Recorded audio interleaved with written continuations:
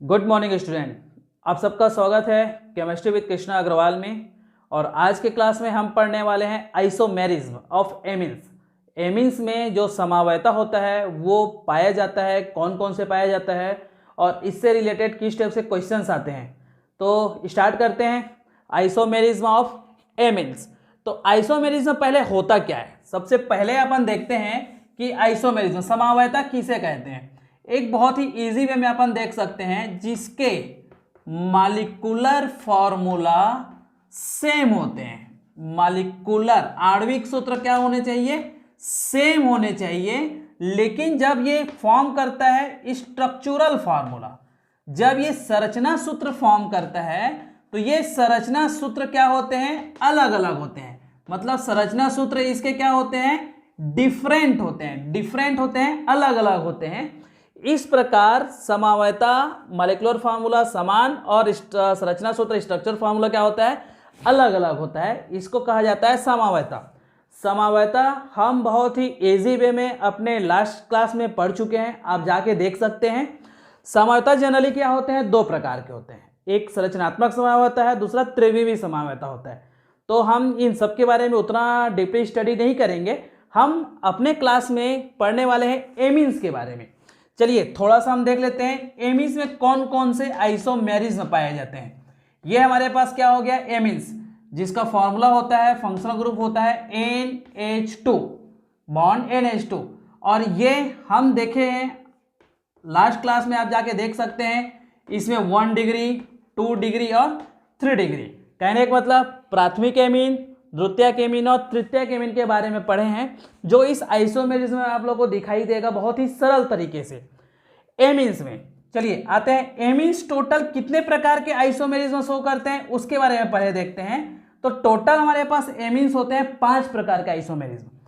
पहला जो होता है वो होता है चेन आइसोमेरिज्म। चेन आइसोमेरिज्म सबसे पहले कौन सा समावयता होता है जी, चेन आइसोमेरिज्म, जिसको बोलते हैं हम लोग श्रृंखला समावयता। बहुत ही इजी तरीके से आप लोग समझिएगा, बहुत ही इजी है चेन आइसोमेरिज्म। सेकेंड जो होता है उसे कहा जाता है पोजीशन आइसोमेरिज्म। पोजीशन आइसोमेरिज्म क्या कहा जाता है, पोजीशन आइसोमेरिज्म, स्थान समावयता। तीसरा जो होता है वो होता है मेटामेरिज्म। तीसरा क्या होता है जी, थोड़ा सा लाउडली बोलना है। तीसरा क्या होता है, मेटामेरिज्म, मध्यवयता समावयता। नाम में ही पूरी परिभाषा छिपी हुई है, समझते जाइएगा। उसके बाद चौथा जो होता है functional group isomerism. Functional isomerism, इसमें फॉर्मूला एक होगा लेकिन 2 या 2 से अधिक प्रकार के क्या होते हैं, क्रियात्मक समूह वाले यौगिक का निर्माण होता है। याद रखिएगा, क्रियात्मक समावयता। अब आता है हमारे पास एक और जो बहुत ही इंपॉर्टेंट होता है, जिसको हम लोग बोलते हैं ऑप्टिकल आइसोमेरिज्म। ऑप्टिकल आइसोमेरिज्म, ठीक है। चैनल को स्किप करके मत देखिएगा, वीडियो को स्किप करके देखेंगे तो कुछ समझ में नहीं आएगा। और ये ऑर्गेनिक केमिस्ट्री में हर जगह आपको पढ़ना पड़ेगा, चाहे वो एल्केन से पढ़ो या चाहे किसी भी क्रियात्मक समूह वाले से पढ़ो। रिपीट कर रहा हूं मैं, एमीन्स। एमीन्स में जो समावयता पाए जाते हैं वो होते हैं टोटल हमारे पास 5 प्रकार के, जनरली 5, ठीक है। पहला कौन सा हुआ, चेन आइसोमेरिज्म, श्रृंखला समावयता, ठीक है। उसके बाद होता है पोजीशन स्थान समावयता, मध्य समावयता मेटामेरिज्म। उसके बाद होता है क्रियात्मक समूह समावयता, फंक्शनल ग्रुप आइसोमेरिज्म। और अपने पास होता है ऑप्टिकल आइसोमेरिज्म। ऑप्टिकल आइसोमेरिज्म मतलब प्रकाशीय समावयता। इसमें याद रखिएगा ना, बहुत ही इजी है, ये क्वेश्चन आता है। इसमें अणु सूत्र भी समान होते हैं, संरचना सूत्र भी समान होते हैं, ठीक है। इसमें पूरा का पूरा क्या होता है, वो होता है ऑप्टिकल रोटेशन होता है, प्रकाश के कारण उसका रोटेशन को देखा जाता है। चलिए सबको एग्जाम्पल के थ्रू अपन देखेंगे बहुत ही ईजी तरीके से। अब अपन जो स्टार्ट करने वाले हैं एक एक करके चेन आइसोमेरिज्म। वीडियो को स्किप करेंगे तो बिल्कुल समझ में नहीं आएगा, आप अच्छे से ध्यान दीजिएगा, एग्जाम इंपॉर्टेंट क्वेश्चन है, ओके। चलिए स्टार्ट करते हैं चेन आइसोमेरिज्म। तो चेन आइसोमेरिज्म हमारे पास है, चेन आइसोमेरिज्म जिसको हम लोग क्या बोलते हैं, श्रृंखला समावेता। तो श्रृंखला समावेता में होता क्या है, यह कार्बन एटम के जो चेन होते हैं उसके स्ट्रक्चर में परिवर्तन के कारण होता है, या उसको दूसरे तरीके से हम लोग कैसे बोल सकते हैं, समान मॉलिक्यूलर फार्मूला वाले जो कंपाउंड होते हैं, समान अणुसूत्र वाले जो यौगिक होते हैं, उसके चेन में क्या होती है, कुछ भिन्नता होती है, उसके कारण क्या होता है, आपका ये समावेता पैदा होता है। और एक चीज़ों को याद रखिएगा, ये बहुत ही इंपॉर्टेंट जो टिप है उसको ध्यान देंगे, इसमें एटलीस्ट इस प्रकार के समावेता में क्या कर सकते हैं, एटलीस्ट 3 कार्बन से क्या होना चाहिए, ज्यादा होना चाहिए, मतलब 3 कार्बन तो होने ही चाहिए इस प्रकार के समावेता के लिए। चलिए अब हम लोग देखने वाले हैं आइसोमेरिज्म किसका, चेन का, जो एमीन्स में देखते हैं। चलिए एग्जांपल से स्टार्ट करते हैं। तो एमीन्स का एग्जांपल बहुत ही इजी तरीके से ऐसा कर सकते हो, C4H9NH2, याद रखते जाइएगा ना, एग्जाम में इस टाइप का नहीं आता लेकिन आपको समझना है। C4H9NH2 एग्जाम में इस टाइप से आएगा, देखिएगा C4H। अब ध्यान देना, H9 और 2 को ऐड करेंगे तो क्या हो जाएगा 11, और ये N, एग्जाम में ये आता है, इसको फोकस कीजिएगा। C4H11N क्या है, इसमें कितने प्रकार के समावेता हो सकते हैं, लेकिन अपने को क्या देखना है अभी, श्रृंखला समावेता के बारे में। आइए देखते हैं श्रृंखला समावेता के बारे में। CH3 CH2 CH2 CH2, कितने कार्बन है हमारे पास, 4, 1 2 3 और ये 4। अब हम लगा देते हैं इसमें NH2, याद रखते जाइएगा ना। अब काउंट कर लीजिए, 1 2 3 4 कार्बन हमारे पास, 11 हाइड्रोजन है और 1 नाइट्रोजन है। ये फर्स्ट एग्जांपल किसका है, चेन आइसोमेरिज्म का है। नाम क्या होगा जी इसका, सिंपल नाम देखते हैं। सिंपल नाम में हमारे पास क्या होगा, हम जान रहे हैं टोटल नंबर ऑफ कार्बन हमारे पास क्या है, 4, तो क्या हो जाएगा ब्यूटिल।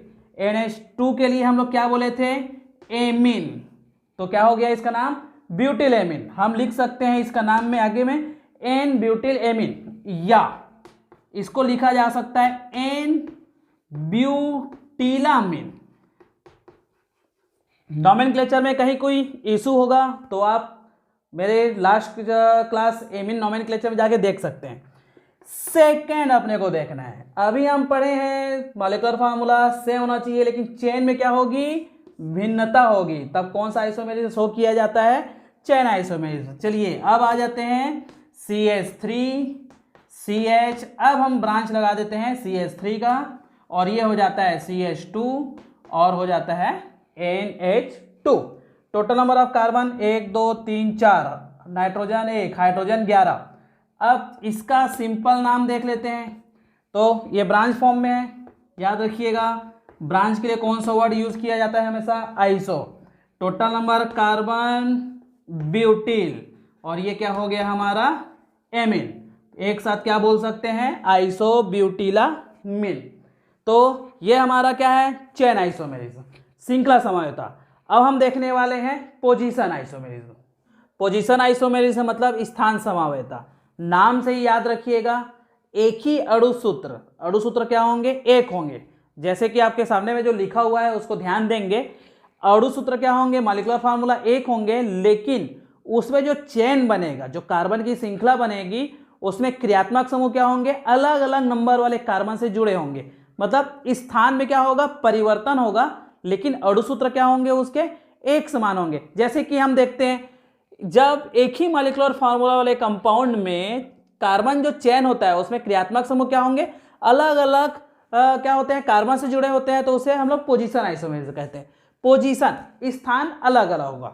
चलिए अब स्टार्ट कर लेते हैं, अपन इसमें एग्जांपल देख लेते हैं। एग्जांपल में फॉर्मूला यूज करते हैं, मॉलिक्यूलर फार्मूला C4H11N, इस मॉलिक्यूलर फार्मूला से।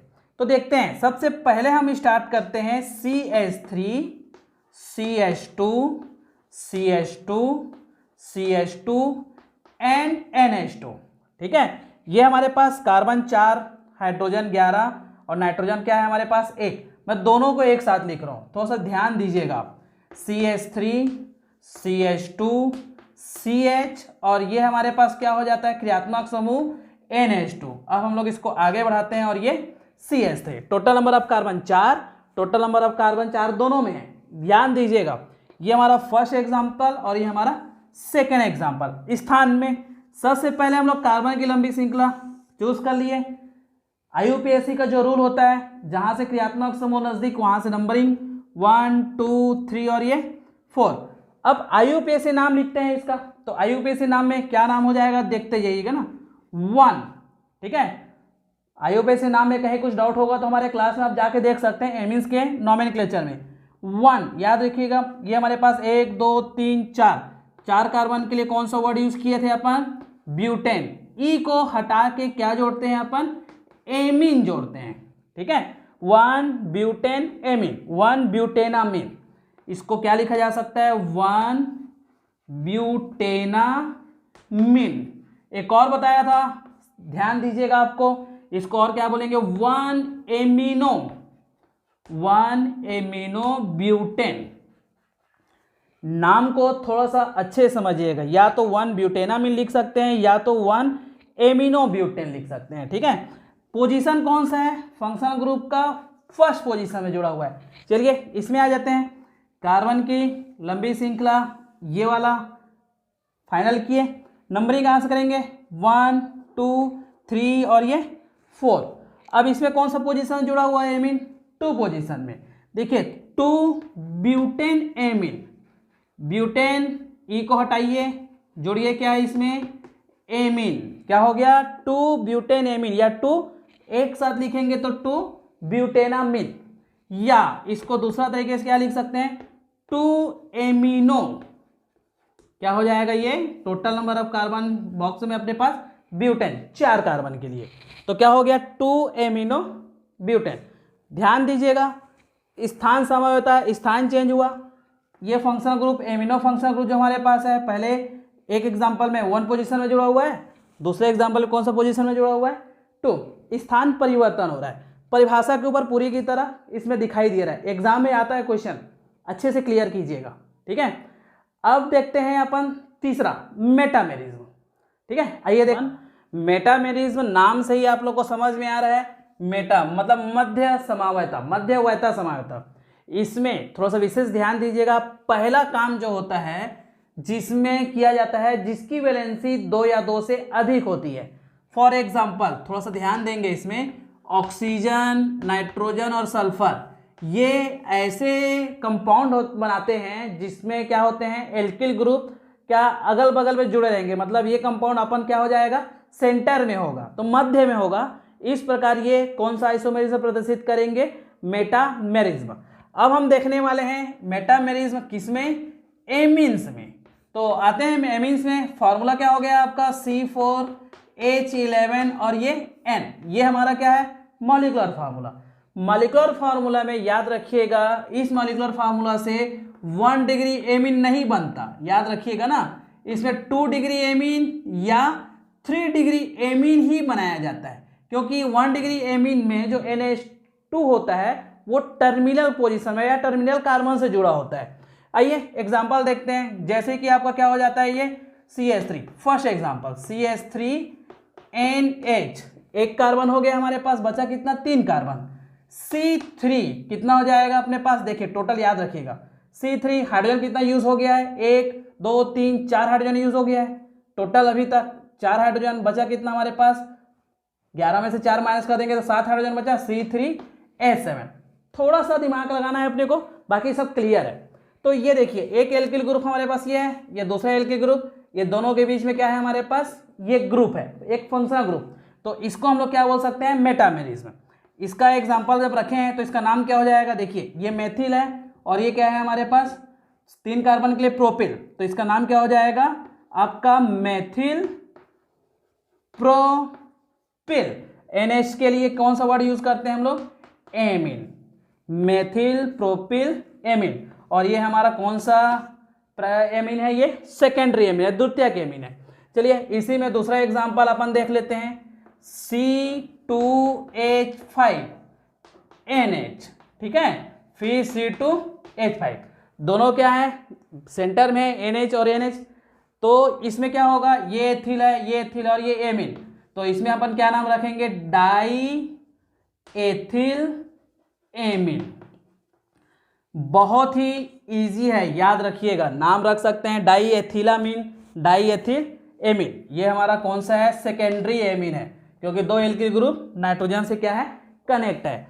तो ये जो आइसोमेरिज्म है बहुत ही इजी आइसोमेरिज्म है। चेन आइसोमेरिज्म हो गया, पोजीशन हो गया, मेटा हो गया, ठीक है। अब हम देखने वाले हैं क्रियात्मक समूह समावयता, फंक्शनल ग्रुप आइसोमेरिज्म के बारे में देखने हैं, जो एमीन में अपने को देखना है। आइए स्टार्ट करते हैं। नेक्स्ट जो आइसोमेरिज्म है वो हमारा है क्रियात्मक समावयता, फंक्शनल ग्रुप आइसोमेरिज्म। तो फंक्शनल ग्रुप आइसोमेरिज्म में क्या होता है? मॉलिक्यूलर फार्मूला सेम होते हैं। ऐसे यौगिक जिसके मॉलिक्यूलर फार्मूला सेम होते हैं, लेकिन जब उनका हम लोग स्ट्रक्चर ड्रॉ करते हैं तो उसमें क्या होता है, आपका जो क्रियात्मक समूह होते हैं वो अलग अलग होते हैं। चलिए एग्जाम्पल से समझ में अच्छे से आएगा। एग्जाम्पल में फॉर्मूला पुट करते हैं या मॉलिक्यूलर फार्मूला लेते हैं C4H11N, जो हम सभी में ले रहे हैं ना, याद रखते जाइएगा। ये फॉर्मूला ऐसा है जिसमें हम तैयार करेंगे तीनों प्रकार, प्राइमरी, सेकेंडरी और टर्सरी, तीनों एमीन इससे तैयार होते हैं। जैसे एग्जाम्पल देखते जाइए, CH3 CH2 CH2 CH2 and NH2, ये हमारा हो गया R और ये हो गया NH2, ठीक है। याद रखिएगा ये हमारा कौन सा एमीन हो गया? Primary amine. प्राइमरी एमीन में नाम क्या हो गया इसका? Butyl amine.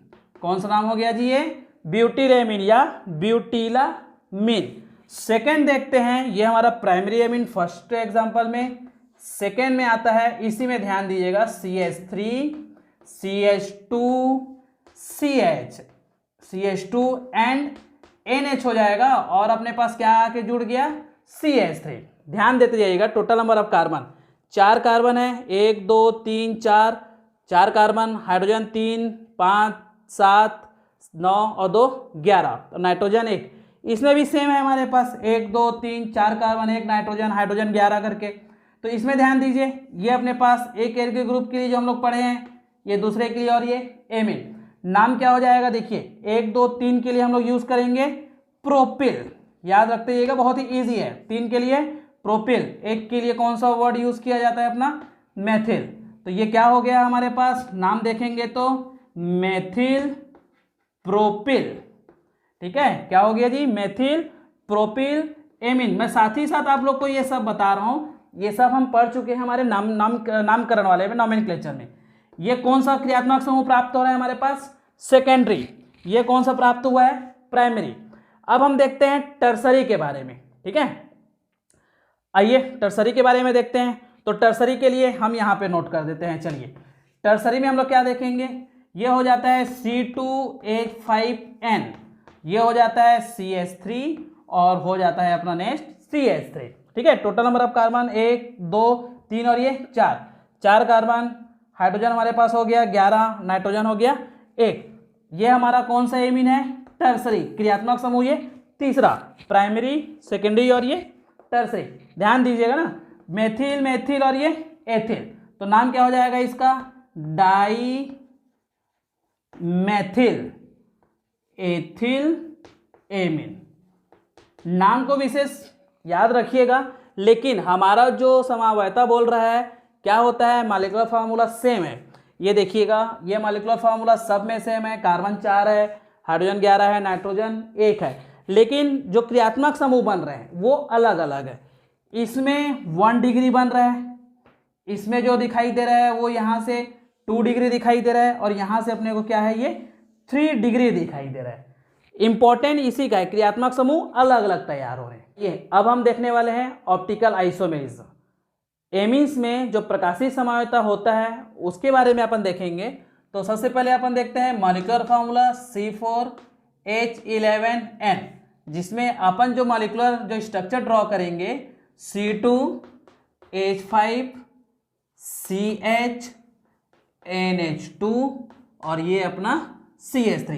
इंपॉर्टेंट याद रखिएगा, ये जो कार्बन है वो कौन सा कार्बन है? असिमेट्रिकल कार्बन है, असिमेट्रिकल कार्बन, असममित कार्बन, जो प्रकाश को क्या कर सकता है? रोटेट कर सकता है।